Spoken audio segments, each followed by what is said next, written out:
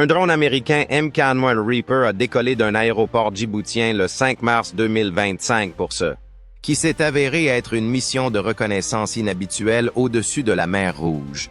Les Houthis ont lancé plusieurs missiles sur le drone quelques heures après le début de son voyage de 27 heures dans l'espace aérien international.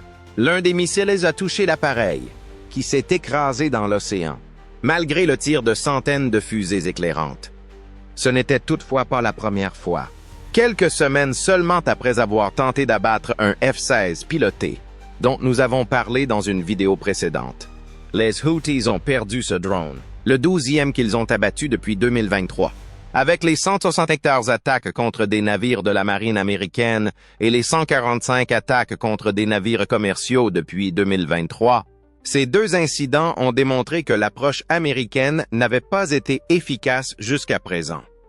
Afin d'éradiquer définitivement les Houthis de la planète, Donald Trump a pris la décision de prendre des mesures sévères. À 1h30 heure locale, la première vague a éclaté.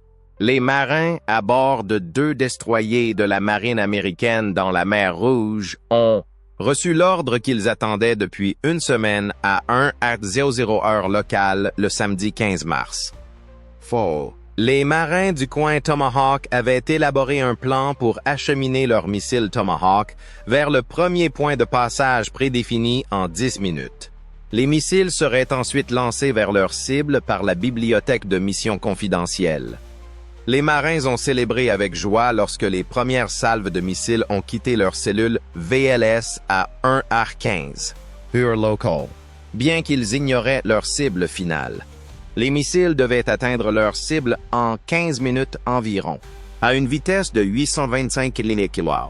Cependant, comme chaque missile a quitté sa cellule un peu plus tard que prévu et que les navires étaient positionnés différemment, les Tomahawks ont été programmés avec quelque chose à quoi les Houthis ne s'attendaient pas.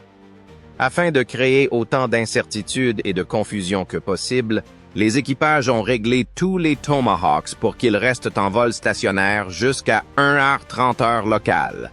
Afin d'exécuter une attaque synchronisée, les Tomahawks, qui arrivaient les premiers dans la zone cible, devaient tourner au-dessus d'elle en attendant l'arrivée des autres missiles. Et c'est exactement ce qui s'est passé. L'aéroport international de Sanaa, où les Houthis stockaient et lançaient des tonnes de drones d'attaque Shahed, a été touché par plusieurs Tomahawks à 1h30 précisément. Une caserne militaire située dans un quartier résidentiel du centre-ville de Sanaa a également été frappée lors de cette première vague. 4 postes de commandement Houthi dans le quartier Garif de Sanaa ont été touchés par plusieurs Tomahawks dans la banlieue de Mou. 45 minutes plus tard, les États-Unis ont porté un autre coup dévastateur, empêchant les Houthis de communiquer avec les autres unités sur le terrain. Alors que les F-18 du Harry S. Truman commençaient à décoller, les Tomahawks quittaient leurs cellules à bord des destroyers. Ils devaient frapper la centrale électrique de Dayan et 11 autres cibles dans le gouvernorat de Sarah. Les F-18 qui ont volé cette nuit-là étaient équipés de missiles AGM-154 Joint Standoff Weapons pour mener à bien cette opération. Ces missiles, appelés JSAL, ont une ogive de 500 livres et peuvent parcourir 130 km. Mais ces missiles n'étaient pas des JSAL classiques. Les JSAL transportés ce matin par les F-18 sont équipés d'un nez pénétrant unique, le Blue One Oven, car plusieurs des 11 autres cibles dans le gouvernorat de Sanaa étaient des installations souterraines de stockage d'armes. Maintenant que ces dispositifs sont en place, les bombes peuvent creuser jusqu'à 30 mètres dans le sol ou 6 mètres dans du béton armé avant d'exploser. La centrale électrique est la cible initiale des F-18 à leur approche de la province de Sanaa. La plupart des sous-stations situées dans les territoires contrôlés par Houthi sont alimentées par cette centrale. Ils ont coupé l'électricité au Yémen afin de la détruire. Et c'est exactement ce qu'ils ont fait. Les F-18 ont continué à bombarder des cibles autour de Sanaa, provoquant des coupures d'électricité pour les militaires et les habitants de tout le Yémen. Maintenant que les Houthis ne pouvaient plus voir, entendre ni parler, le vrai plaisir pouvait commencer. Deux bombardiers B-1 déployés à la base aérienne de Sirlik en Turquie ont décollé juste avant minuit, quelques heures avant que les F-18 ne rugissent et que les Tomahawks ne soient tirés depuis les navires. Ces bombardiers gagnent bien leur argent ce matin en tant que membres de la Task Force 24-2, qui fait partie de la capacité d'attaque avancée de l'armée de l'air. Les B-1 devaient arriver dans la région cible en moins de 3 heures, parcourant une distance d'environ 1700 miles à une vitesse de croisière de 647 miles par heure, juste avant que les lumières ne soient éteintes par les F-18. Les deux ont tiré toute la salve de 24 missiles air-sol, AGM-158, Joint Air-to-Surface Standoff Missiles, au JSSM, car ils ne pouvaient pas voir les bombardiers qui approchaient, leur radar de recherche aérienne étant éteint. Le mieux, c'est qu'ils n'ont même pas eu besoin de s'approcher des défenses aériennes du Houthi. Comme vous pouvez le constater, les sites de missiles les plus sophistiqués du Houthi ont une portée maximale d'environ 120 km. Cependant, les versions à portée étendue de ces B-1 peuvent parcourir plus de 1000 km grâce à leur puissant moteur Williams Turbofan. De plus, l'armée de l'air n'a pas acheté les JSSM, qui offrent un excellent rapport qualité-prix. Comme vous pouvez le constater, ce missile a la même capacité de vol stationnaire que le Tomahawk, ce qui lui permet de frapper simultanément pour un impact optimal. Et c'est précisément ce qui s'est produit. Des salves de JSSM ont été lancées sur les installations de drones Houthi autour du gouvernorat d'Al-Baïda à 0h30 précisément. En détruisant au moins 8 de ces installations, les B-1 ont pratiquement anéanti le stock de drones de Houthi, et le petit déjeuner n'était même pas encore servi. Plusieurs F-15, Strike Eagles de l'armée de l'air, ont décollé de bases situées aux Émirats arabes unis et au Qatar, déterminés à ne pas laisser tomber leurs amis bombardiers.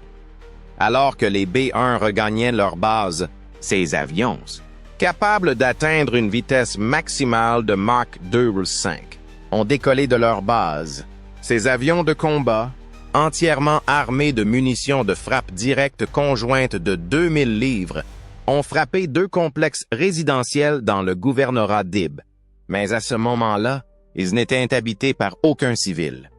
En effet, pensant à tort que les États-Unis ne détruiraient pas un complexe d'appartements, les Houthis avaient forcé tout le monde à quitter les lieux et y avaient entreposé des armes. Les F-15 ont alors illuminé le ciel nocturne près de O420 avec un timing parfait, et la fête ne faisait que commencer. Cette fois-ci, ils ont décollé avec quelques amis après que les F-18 soient retournés à leur base Truman pour redécoller et se réarmer. Cet avion peut ressembler à un autre F-18 vintage, mais ce n'est pas le cas. Il s'agit en fait d'un EA-18 Growler, basé sur le fuselage du F-18. Son objectif principal est de neutraliser les défenses aériennes ennemies afin de lancer une attaque électronique. Il accomplit généralement cette tâche à l'aide de pods de brouillage comme celui-ci. Mais ce matin, il va tester un gadget qui n'est pas souvent utilisé. Le missile AGM-88 High Speed Anti-Radiation, AWHARM, est celui que l'on voit ici. C'est précisément ce qu'il va faire aux Houthis ce matin, et il porte l'un des noms les plus impressionnants jamais donnés à un missile. Comme vous pouvez le voir, le système de guidage de ce missile diffère de la plupart des autres. Ce missile recherche des signaux radars électromagnétiques, alors que beaucoup d'autres utilisent des systèmes de guidage actifs ou infrarouges. Cela est largement suffisant pour verrouiller les radars de recherche aérienne Houthi qui fonctionnent dans les bandes de 4 à 8 GHz, car il peut scanner des objets dans les fréquences de 0,5 à 20 GHz. Lorsque les Growlers sont dans les airs, les artilleurs Houthis scrutent frénétiquement le ciel, sachant qu'une attaque est imminente. Ils tiennent en quelque sorte une immense pancarte sur laquelle est écrit « Tirez sur moi ». Les Growlers localisent les avions américains en premier, tandis que les radars Houthis émettent autant de rayonnement que possible pour les rechercher. Les Growlers ont lancé leur missile ARM à une distance d'environ 70 000 marins. Ils détruisent avec succès toutes les défenses aériennes de la zone avant. de s'éloigner juste à temps pour les voir entrer en contact avec leur cible. Billy Mays était bien placé pour déclarer « Mais attendez, ce n'est pas tout ». Si les Houthis pensaient que les Américains étaient finis. Pendant ce temps, la marine se préparait pour le 4e round en mer Rouge. Un sous-marin d'assaut américain de classe Los Angeles se déplaçait silencieusement sous les vagues. La marine les a modifiés pour lancer des missiles Tomahawk, bien que leur objectif principal soit de détruire des navires en mer. Cette fois-ci, ils peuvent toutefois les lancer depuis leurs 12 cellules de lancement verticales ou leurs tubes lance-torpilles. Les commandants américains décident de donner l'avantage aux Houthis en détruisant leur poste de commandement secondaire dans le gouvernorat de Dammar, car ils peuvent mieux observer les dégâts pendant la journée. Dans une démonstration rare de cette capacité, le sous-marin lance une salve de plus d'une douzaine de Tomahawks depuis ses tubes lance-torpilles vers 6h40. À 7 or 10, 4 autres postes de commandement sont transformés en parking par ces Tomahawks, similaires à ceux tirés par les destroyers. Cependant, cet avion se trouvait au large des côtes du Yémen.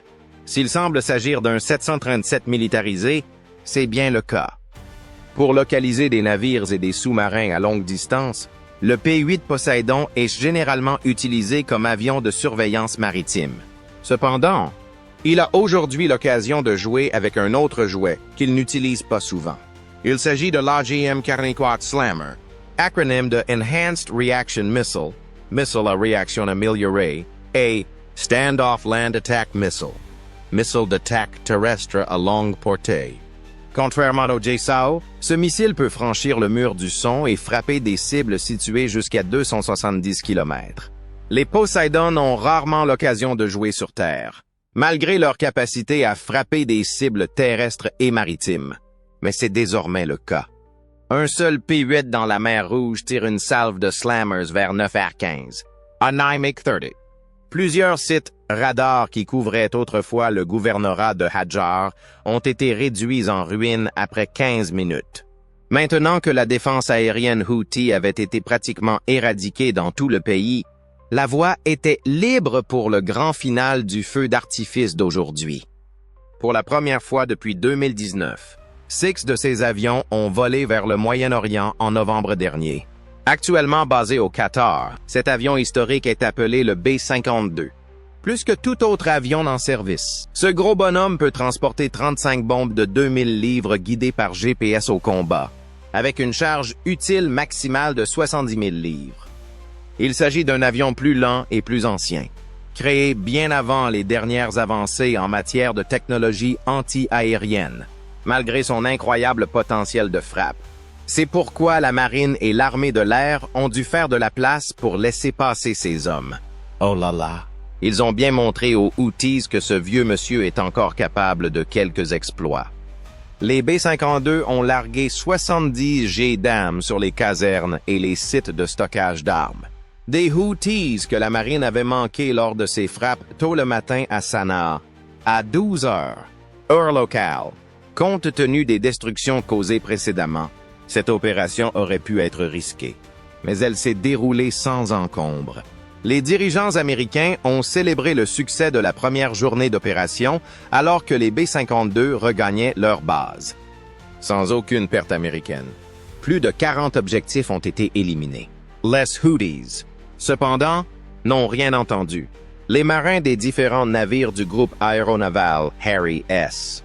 Truman était ravis de leur victoire alors qu'ils terminaient leur dîner. Ils avaient porté un coup historique aux Houthis et chacun avait joué son rôle à la perfection. Les Houthis considéraient leur attaque réussie contre l'un des drones les plus sophistiqués des États-Unis comme le début d'une victoire. Un missile guidé par radar, tiré depuis une batterie mobile dissimulée le long du littoral yéménite, a touché en plein vol le drone. Un MQ-9 Reaper volant à haute altitude en mission de reconnaissance.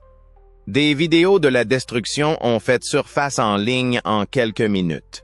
Ce qui restait du réseau de capteurs était recouvert de grains de sable et un commandant Houthi s'est adressé à la caméra d'une voix triomphante, le visage dissimulé par son écharpe habituelle.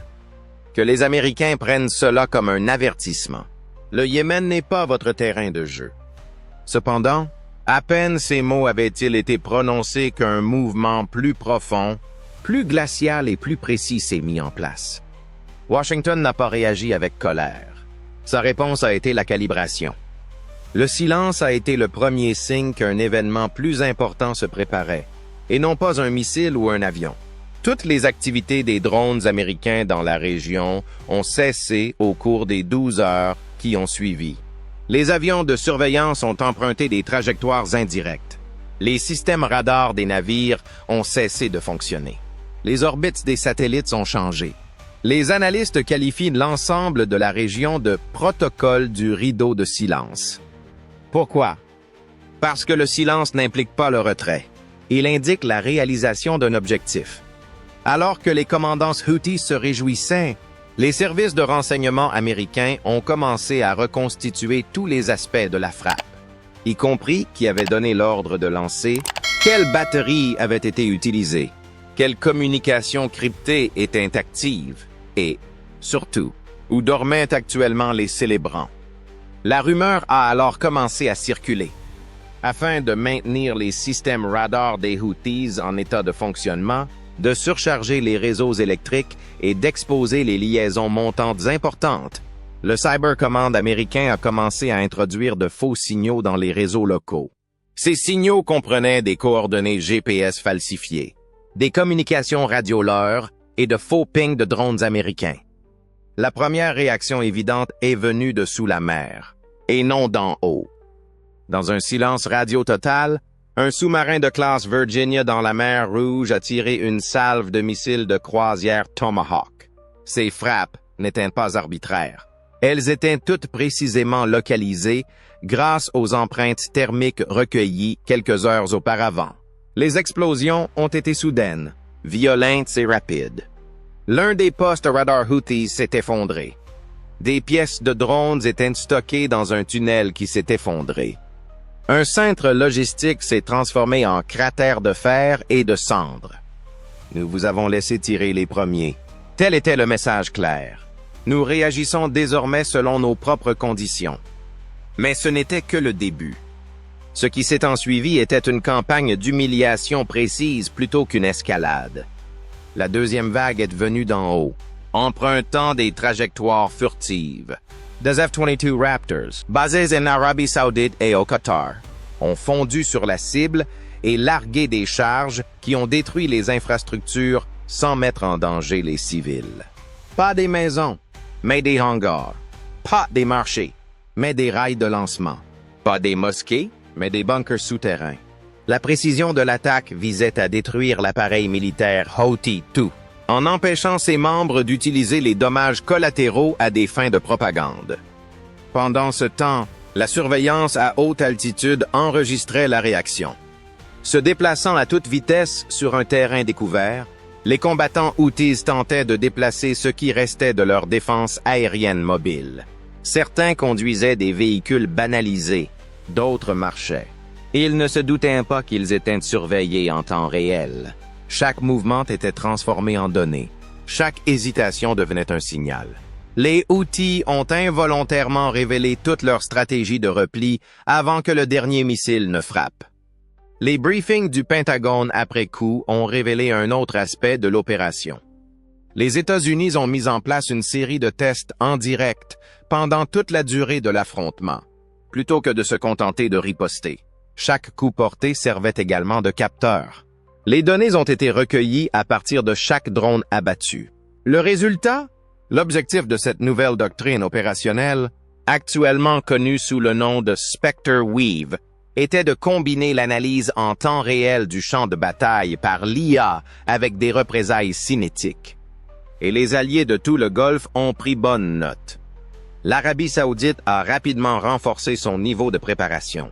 Dans le détroit de Bab el-Mandeb, les Émirats arabes unis ont réexaminé leurs procédures navales. La Jordanie, qui est généralement réticente à participer, a autorisé les avions ISR américains à accéder à ces aéroports.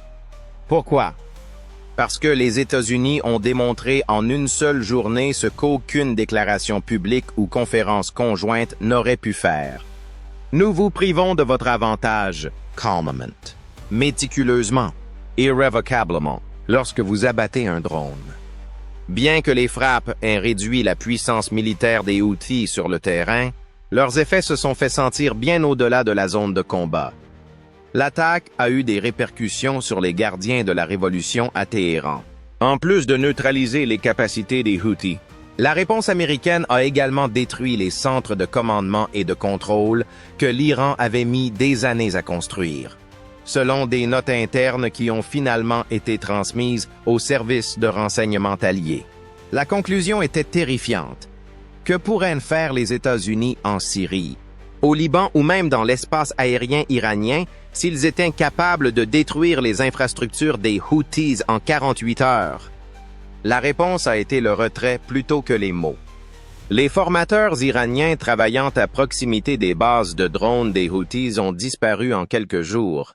Les livraisons de carburant qui transitaient auparavant par les eaux somaliennes ont été interrompues. De plus, un certain nombre de fréquences de communication iraniennes cryptées sont devenues silencieuses, peut-être en raison d'un déplacement ou d'un abandon. Même la Russie, qui reste généralement silencieuse sur les conflits au Moyen-Orient, en a pris note.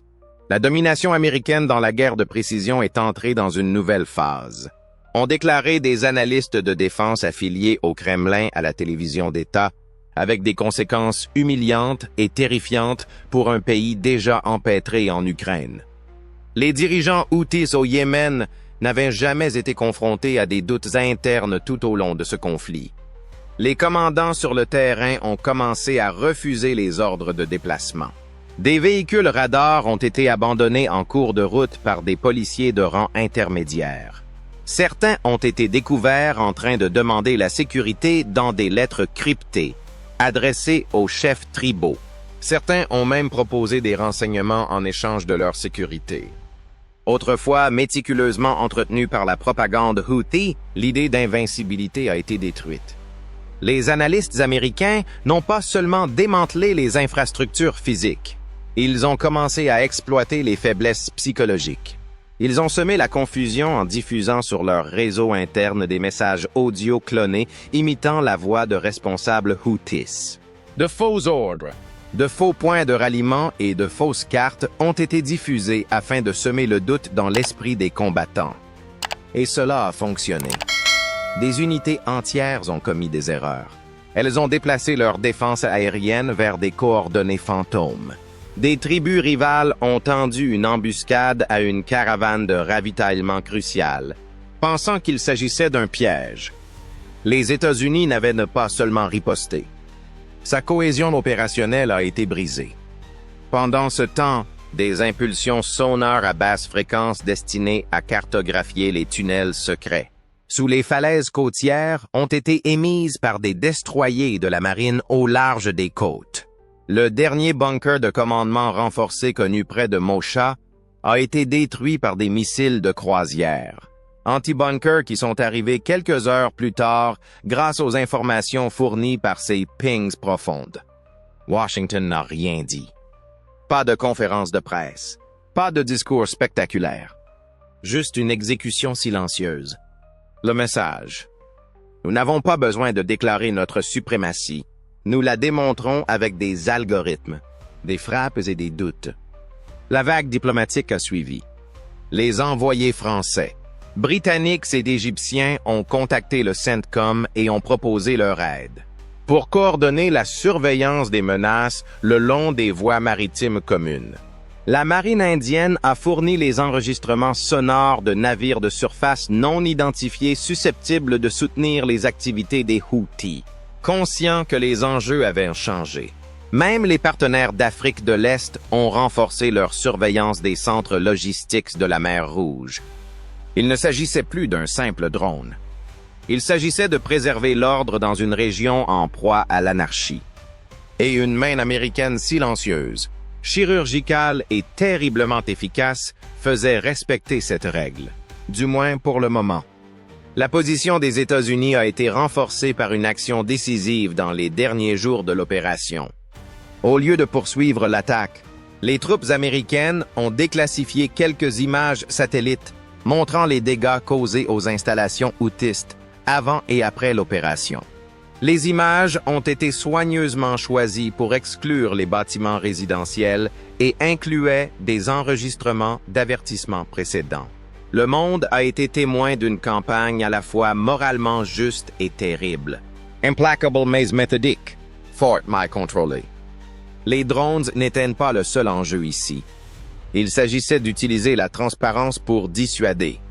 Lors de réunions privées, même les responsables de l'ONU qui avaient précédemment critiqué l'intervention militaire ont reconnu que la précision et la modération dont elle avait fait preuve avaient réinitialisé les attentes quant à la réponse au conflit dans la région. Et qu'en est-il des Houthis qui pensaient à l'origine que le choc asymétrique et la surprise les aideraient à gagner? Ils contemplaient désormais le vide d'une défaite inévitable. Les drones qu'ils avaient abattus n'étaient pas de simples cibles. Ils étaient un catalyseur. Une étincelle qui a clairement montré à quel point les États-Unis pouvaient et allaient utiliser l'acier, la technologie et le silence pour concevoir le champ de bataille du futur. Les Houthis étaient toutefois loin d'être vaincus, car les radars à bord de l'USS Stout et du Jason Dunham ont détecté une salve de contact entrant vers 18 heures ce soir-là. Pour l'instant, au revoir.